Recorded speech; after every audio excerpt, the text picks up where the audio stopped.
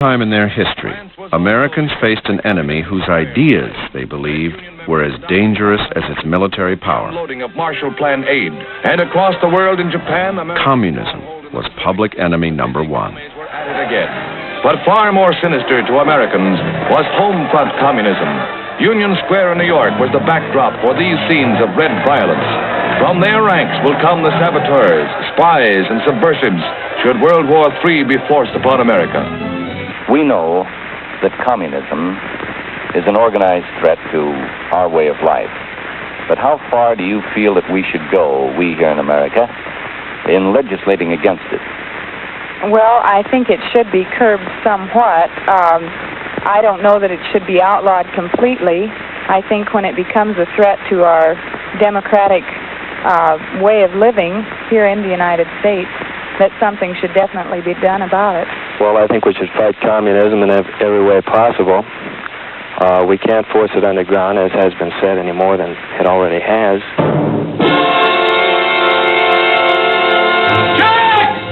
Tales of invasion by alien creatures, a new genre of science fiction movie, played to America's anxieties about its vulnerability to attack from within. They're like huge sea pods. This must be the way that putty in my closet was formed. Miles, where do they come from? I don't know.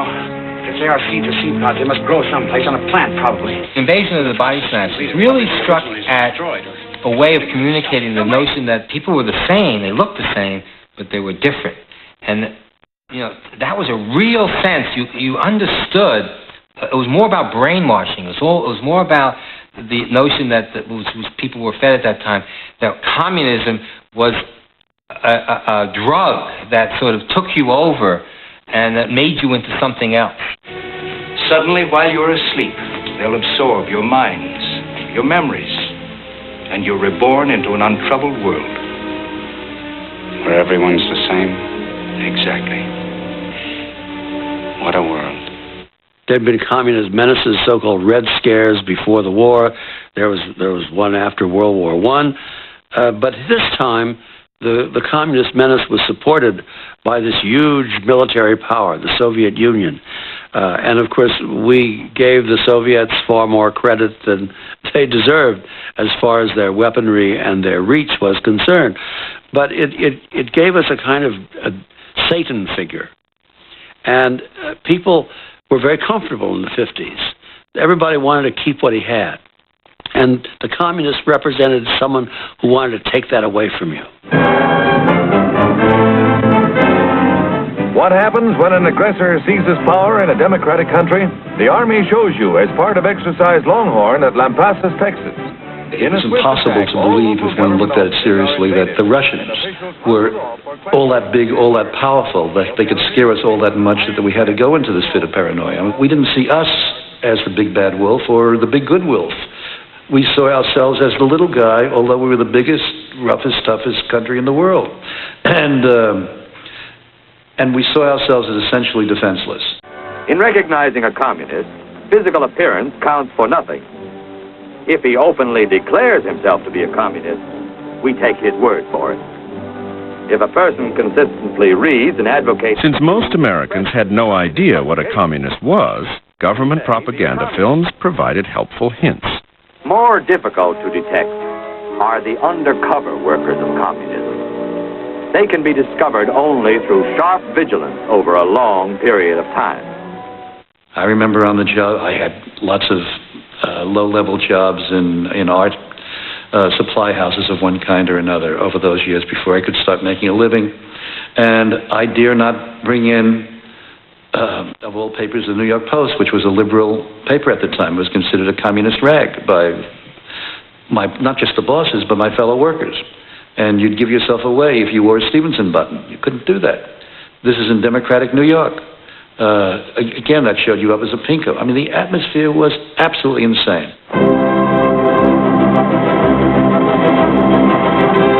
Calling the House Un-American Activities Committee to order, Chairman J. Parnell Thomas of New Jersey opened... The Hollywood film industry was the first target of anti-communist crusaders. Step the next witness. John Howard Lawson. It's unfortunate and tragic that I have to teach this committee the basic principles of Americanism. That's not the question. Are you or have you ever been a member of the Communist Party? I believe I have the right to be confronted with any evidence which supports this question. I should like to see what you have. Oh, well, you would. Yes. Under pressure, Hollywood caved in. Anyone suspected of having communist ties was blacklisted. Films dramatizing the heroic search for the enemy within hit the screen. All right, that's swell, but I'm still a comic. For the time being, yes. We have more surprises for the Reds, but we aren't ready to show our hand. A wave of anti-communist paranoia swept the country in 1946, when news broke that Igor Guzenko, a cipher clerk at the Soviet embassy in Ottawa, had identified real Russian spies operating throughout North America. Arrests and deportations followed. Ethel Rosenberg, convicted of selling atomic secrets to the Soviet Union, became the first woman in U.S. peacetime history to be executed for espionage. Yes, there was a certain amount of fear there. I never felt it. The people I lived with never felt it. Nobody where I grew up was looking over his or her shoulder to see if the red menace was crawling up through Ebbets Field or something. It wasn't. But there were people who felt it, and I think media particularly, it was the last days before television took over. The media in particular, the Hearst chains and a lot of the sort of right-wing conservative chains of newspapers helped feed the fear.